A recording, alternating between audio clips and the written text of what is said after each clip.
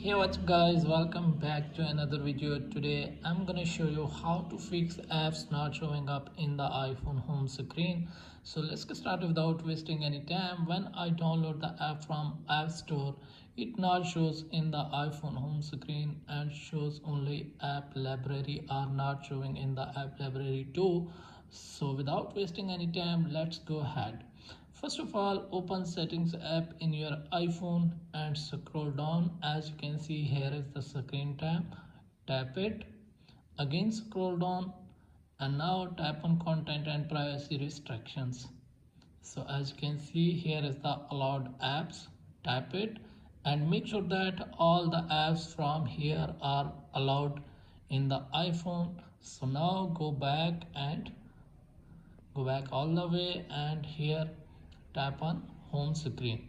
So as you can see, there are two options: newly downloaded apps, add to home screen, or app library only. So make sure that it's selected on the add to the home screen. After that your problem will be fixed. So if you have any problem, let me know in the comments. Thanks for watching.